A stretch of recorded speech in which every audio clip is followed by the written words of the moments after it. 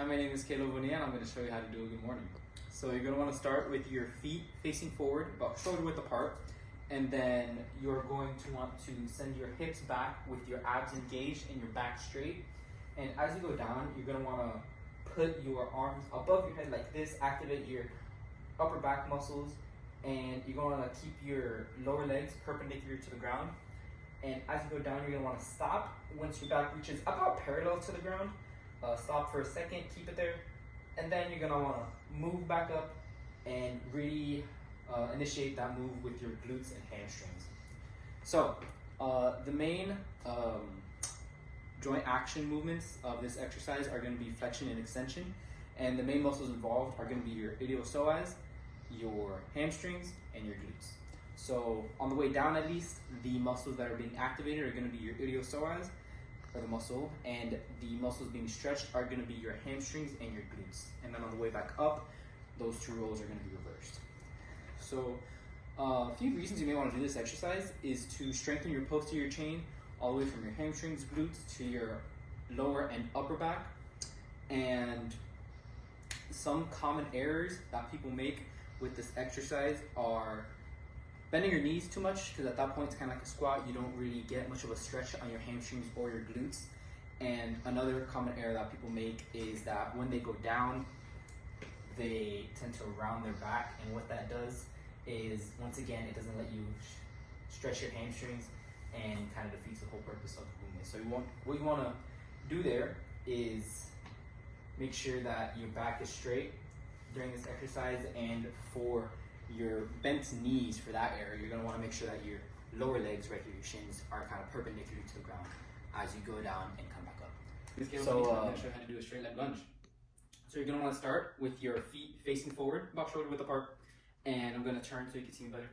And then what you're going to want to do is you're going to want to send one foot as far back as you can while maintaining your legs straight, and with the other leg you're going to want to lunge or kind of squat. So with this leg, I'm going to send it as far back as I can while lunging with the other one, maintaining this straight leg. And you're going to want to keep your chest or your torso upright, abs engaged, back straight. And once you reach about parallel to the ground with your thigh, you're going to want to come back up, bring your leg right next to where the other one is, and then you're going to want to repeat with the other leg. So send this leg back, keeping it straight, lunge. Once this reaches about parallel, you can come back up, bring it forward, and repeat that for as many times as you wish. So the main joint action movements of this exercise are going to be flexion and extension, and the main muscles involved are going to be your iliopsoas, your quadriceps, your hamstrings, your glutes, and a little bit of your calves, with that being stretched with the leg moving back.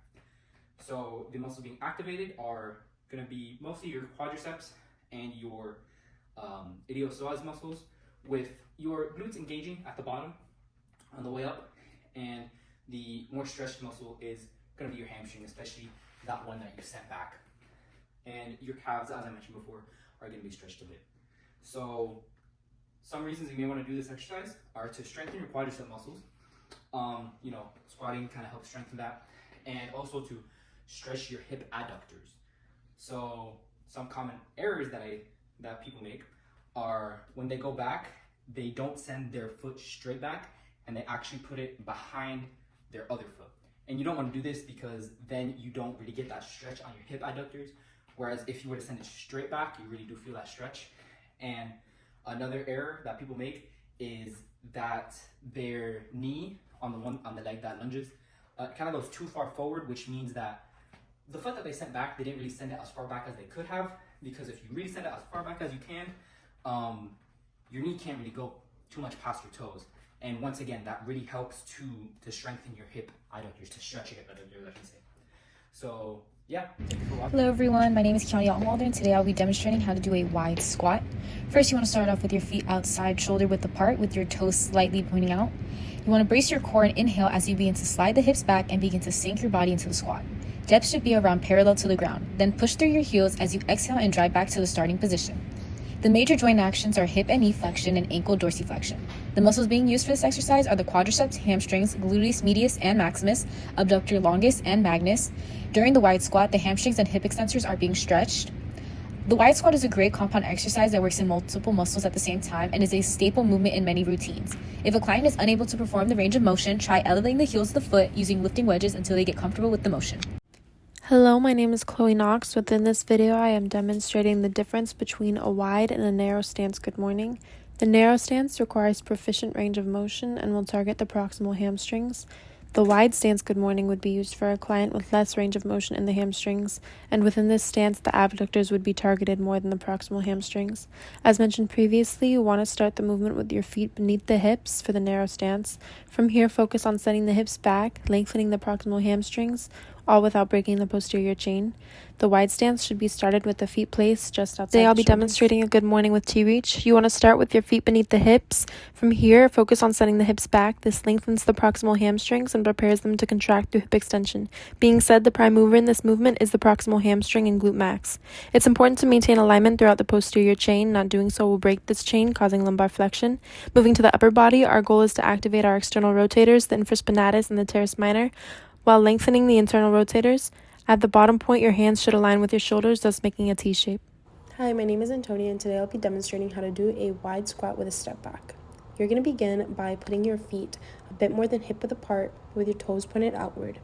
Then once you're at full range of motion into the squat, you will place your hands on the floor and step your leg back into a lunge position. The working muscles are the hamstrings, quadriceps, and hip flexors.